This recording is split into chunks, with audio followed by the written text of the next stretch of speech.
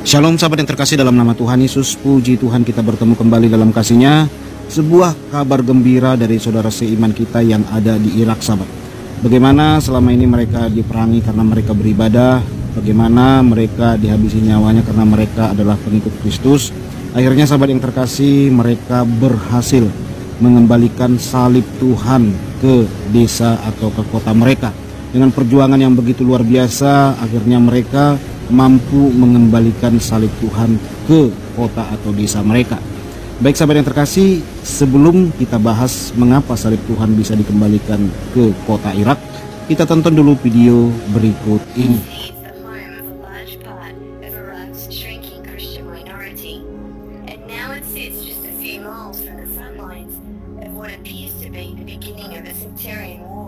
Violence is nothing new to Iraq's Christian population. It's like a cycle of every 10 years we have a catastrophe.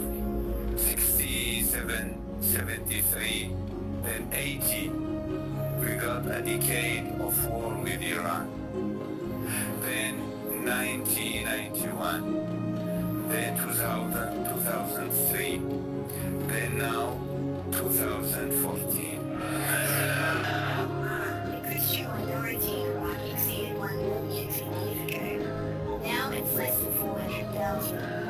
Archbishop Marquez says the current situation is like a new wave of flight.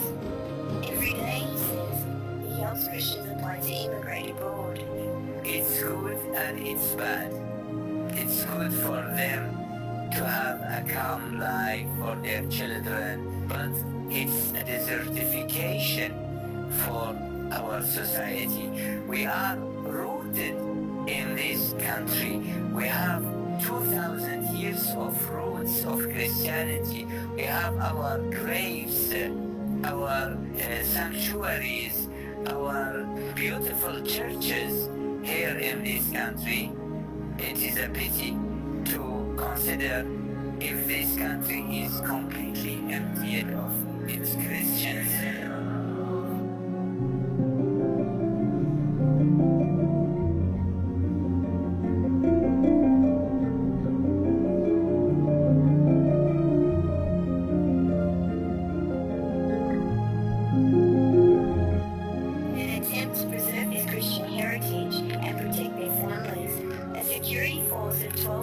Local Christians was established in Korakosh almost a decade ago. They patrol the streets and church grounds and have managed to keep Korakosh safe from the bombings and kidnappings that often target Christians in other towns. This attack by the Islamic State is the most serious threat they have faced. At first, most of the security force fled along with the Iraqi army, but Kurdish Peshmerga forces moved in, keeping the Islamic State at bay. Those who remained of the Christian security forces fought alongside them. حوالي 95% بيهاجروا من أهل قرقوش وبعدين شعرنا بفراغ. Local photographer Gibran Al-Toni took these images, posting them on Facebook on a call for support in the fight from the men of Karakash who had fled. He said the response was overwhelming. The very next day, the office was full of hundreds of volunteers. حيث قاومنا بقوة ورسالة وشجاعة عن مدينتنا العزيزة برديدة. Haytham Babawi was one of just 60 who never left his post. He says the situation is tough, but his city is worth the sacrifice. لأنها عرضنا وشرفنا تربينا بها وسوف نموت لأجلها ندفع الغالي والنفيس والدم والروح. Now that the Kurdish and Christian forces have secured the city, even families like Basimas have begun to return.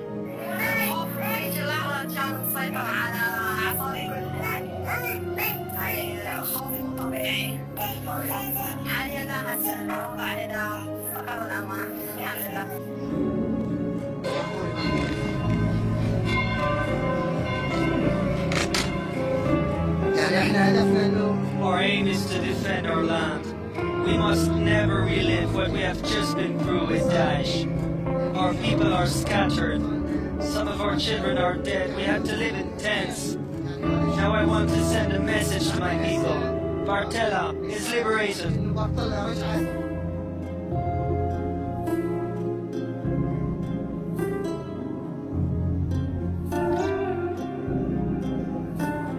Islamic State group militants have desecrated the church. Practically all Christian symbols have been destroyed. Destruction is not tolerable. No one can accept this. No religion can justify this. These terrorists have no religion. This is the house of God. It is not a military building.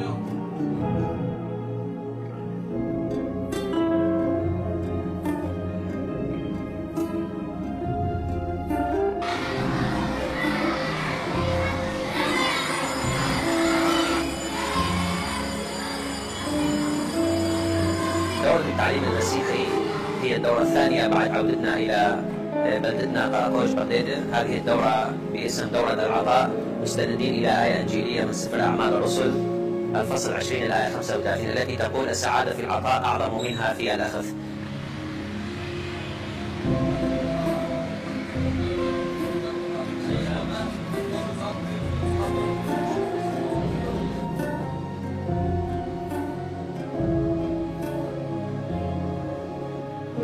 Tentara Irak kembalikan salib ke desa Kristen Irak. Kerakos, satuharapan.com. Tangis haru menyeruak para tentara berdoa dan pendeta bernyanyi tak kala ribuan orang Kristen di Irak menunggu saat salib. Simbol kemenangan orang Kristen atas kejahatan dibawa kembali oleh tentara Irak ke Niniwe. Wow, luar biasa sahabat ya. Ketika ISIS berkuasa di desa itu, salib dianggap sebagai benda ilegal dan haram. Wish, sampai ini ya, ketakutan melihat salib sahabat. Pengembalian salib ini sebagai simbol tentara Irak telah merebut Karakos dari tangan ISIS, dan ini jelas menjadi tanda kehancuran ISIS seperti yang dilansir dari crossmaps.com hari Rabu 2/11. Ketika keadaan dirasa sudah aman, para imam masuk ke mobil dan dikawal kembali ke desa mereka. Desa-desa seperti Karakos dan Karamles kira-kira 30 menit jika berkendara dengan mobil dari Mosul adalah desa pertama yang bebas dari ISIS. Pastor Tabet yang tinggal dengan jemaatnya di kompleks pengungsi di Erbil membawa salib yang seukuran manusia, ditutupi dengan bunga, dan ia akan membawanya kembali ke kampung halamannya di Karamles. Tanah Irak adalah tubuh Kristus. Amin. Saya sangat senang saya bisa melakukan ini. Saya tersenyum dan menangis di saat yang bersamaan ini adalah air mata kebahagiaan. Ini adalah perjalanan doa saya selama 2 tahun terakhir, kata dia. Wow, gimana itu rasa sukacitanya sahabat ya, ketika Tuhan menolong dan membantu orang-orang Kristen di Irak. Pasti sangat bersukacita sahabat. Dia kemudian mendaki Bukit Barbara bersebelahan dengan desanya dan menancapkan salib itu di tanah yang menghadap Karamles. Wow, luar biasa. Mimpi saya adalah untuk membawa semua orang Kristen kembali ke desa ini. Ya, kita tahu sahabat ya, selama ini Kristen di sana seperti video yang kita tonton tadi, bagaimana mereka terus diperangi. Akhirnya sahabat yang terkasih, mereka melakukan sesuatu yang harus mereka lakukan demi tubuh Kristus yang harus bersatu di Irak. Kemudian kita akan beribadah di Bukit Barbara. Kita akan beribadah Ekaristi di udara terbuka. Semua orang akan melihat ini adalah gereja. Ini adalah tubuh Kristus, tanah ini adalah tanah Kristen. Itu adalah mimpi saya untuk memberikan kesaksian kepada dunia, kata dia. Ketika ia tiba di Karamles, Pastor Tabet melihat gerejanya sudah rusak berat akibat ulah ISIS, namun masih tetap berdiri.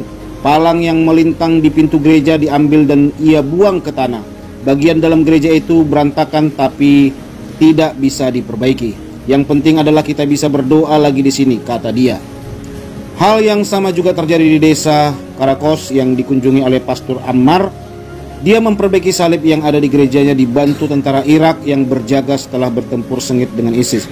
Saya memuji Tuhan untuk hari yang indah ini. Wow. Saya merinding sahabat ya, bagaimana mereka sangat merindukan memuji Tuhan, dan akhirnya mereka dapatkan hari yang begitu bahagia untuk memuji Tuhan. Ya, mereka menghancurkan dan membakar rumah dan gereja, tetapi kita dapat membangunnya kembali. Yang penting adalah kita dapat kembali berdoa di sini dan memasang salib.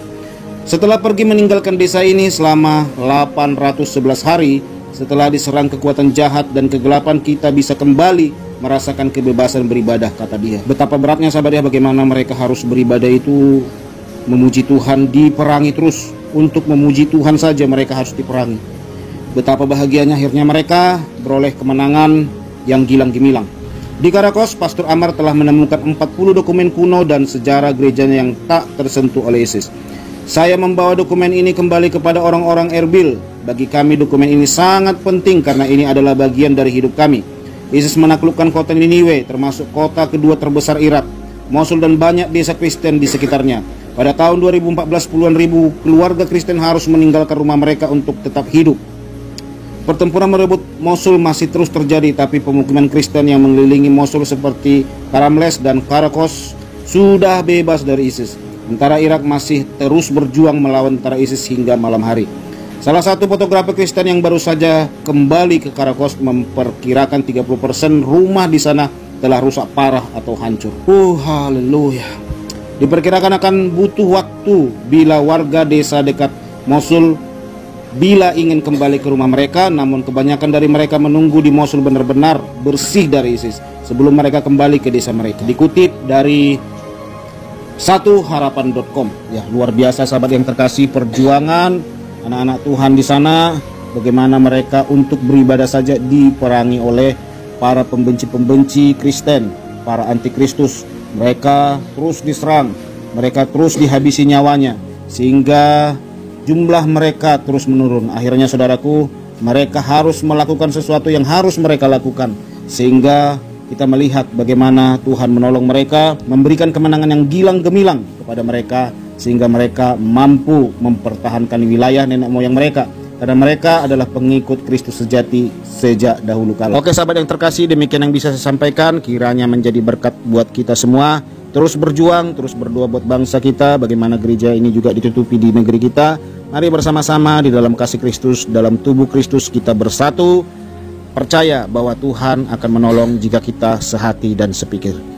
Baik sahabat yang terkasih, demikian yang bisa saya sampaikan. Tuhan Yesus memberkati kita semua. Shalom.